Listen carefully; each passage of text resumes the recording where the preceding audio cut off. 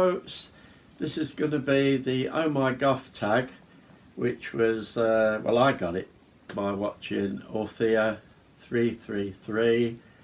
There'll be a link down below to her page, channel, and there'll be the questions. So if you want to have a go at the tag, it's up to you. I'm not going to tag you. But for that, start as a mean to go on. Today I'm doing a chili soup. I've done one, tomato with a touch of chili. This is tomato with a touch of Mexican, and it's Mexican spices. It's a little bit spicier than the touch of chili one.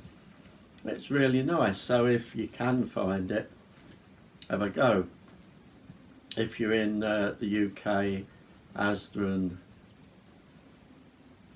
Morrison's, I think, have it. Me and Emma got it. Goodness knows how long. Anyway, what is it with you two? Hang on, just got to sort this lot out.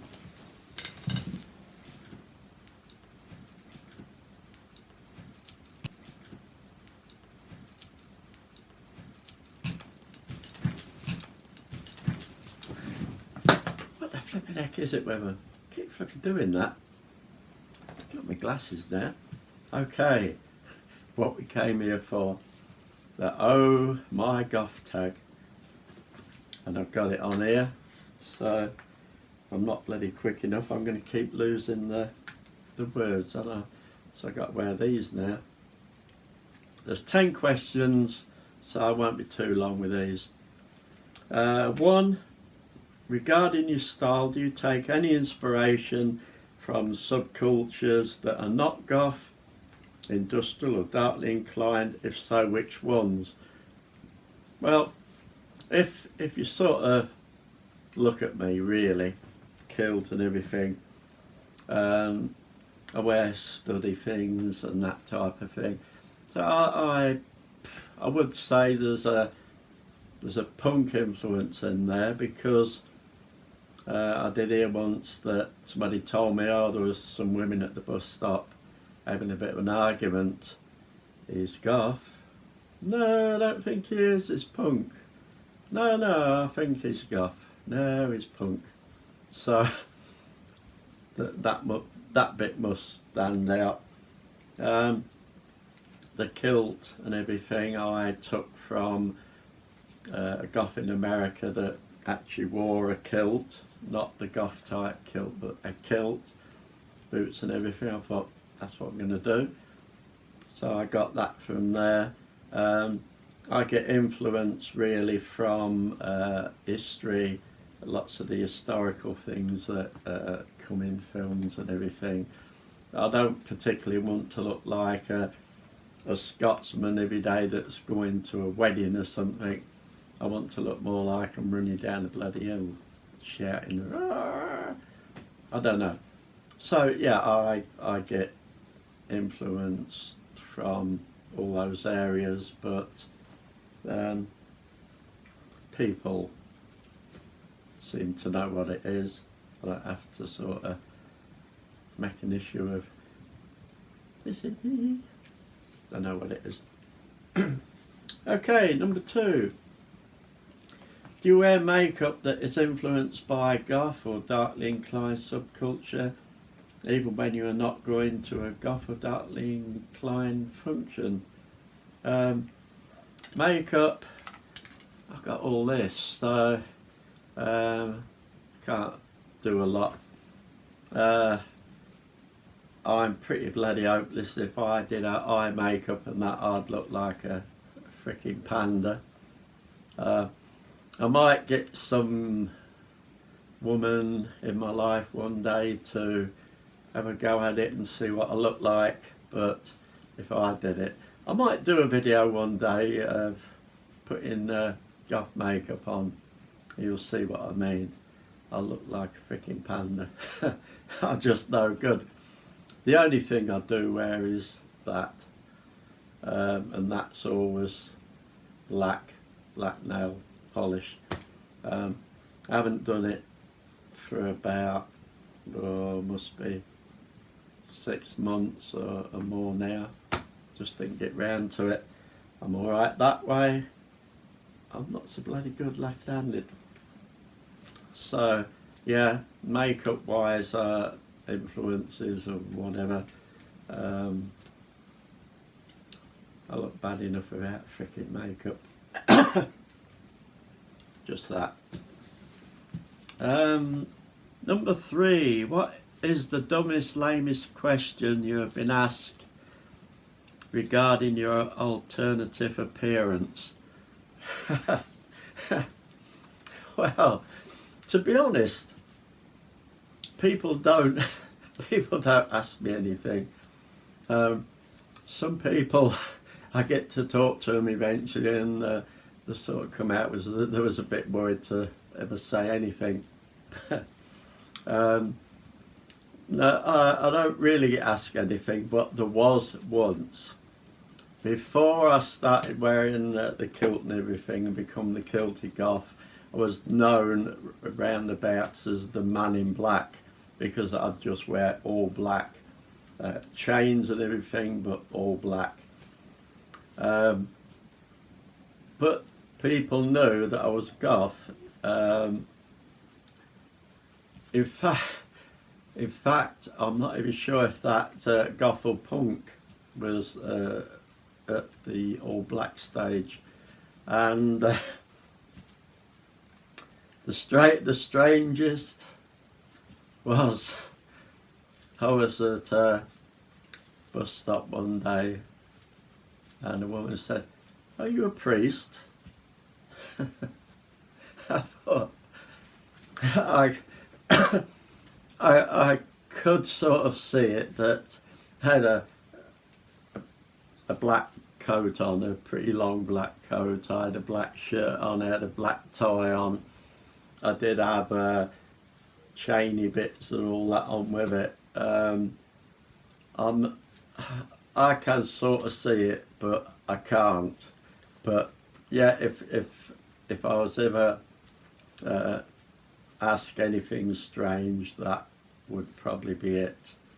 The only other bit I get now, and it really is the only other bit, when you get somebody that, and it's usually a bloke in the 20s or something, that thinks they're going to be an arsehole, and they go, "I like your skirt," and it goes in that frickin' ear and out the other, because just think, shows how frickin' thick you are then, doesn't it?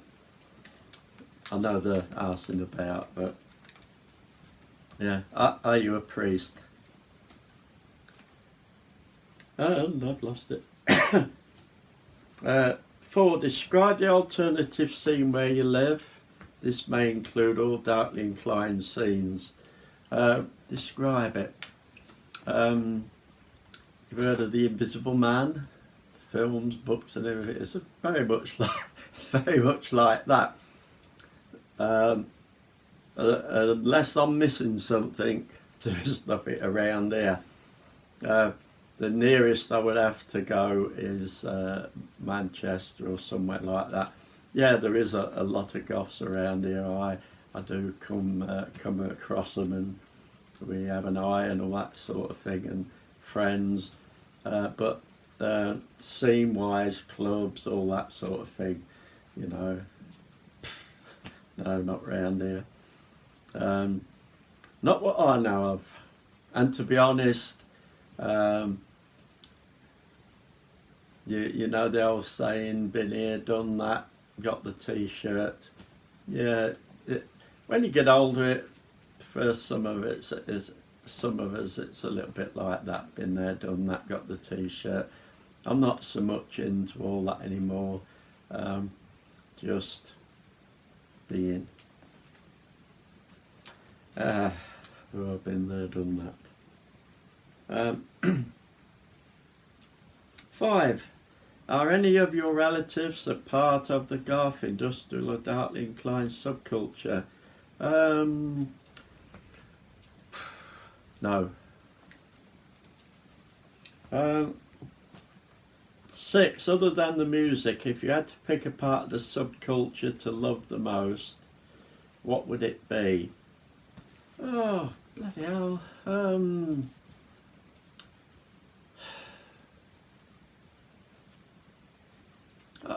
don't know. I think if I had to pick anything apart from the music, dress and everything's good, but would be the interaction with other likely inclined people. You can have all the music, you can have all the clothes, you can have all the this, that and the other, the bloody whatever, but if there wasn't another goth, you'd be out on a freaking limb really, wouldn't you? So yeah, if I had to pick something that, because we'd all know we was goth, we wouldn't have to have anything to say, yeah, that's what you are. We could all sit around, we could all get together, we could all do things together, and it wouldn't be any different. So yeah, if I had to pick something over the music and I just had one choice, it'd be that. Right, oh, bloody lost it. 7, what is the first goth industrial band you ever listened to? Well, bloody hell, I was thinking about that. And I thought, it's a freaking lot of years ago. If we just talk about the 80s, we don't even shadow over from that. It's a long freaking time ago. For me, the bloody first one. I'm not 20 bloody 5, but I would say, thinking back, I would say the first ones ever for me was probably Susie and the Banshees. Going way back, and I love the 80s, I love whatever, but yeah, Susie and the Banshees, I would say, is the first ones ever that made some sort of impact on me at that time, and then it's just gone on. So 8, what is your favourite song that is not goth industrial? I've got bloody loads, but one that I really do like is AC/DC Thunderstruck. I just like it. It's a bit of fun. It's a bloody good record. It's a bit of fun, and if I'm actually watching the band play it, it's even better. But yeah, Thunderstruck I really do like, but I mean, on top of that, I've got loads of tracks that are not goth that I do like, but yeah, that's one that really comes to mind that I do find a bit of fun. Great, let's have a look.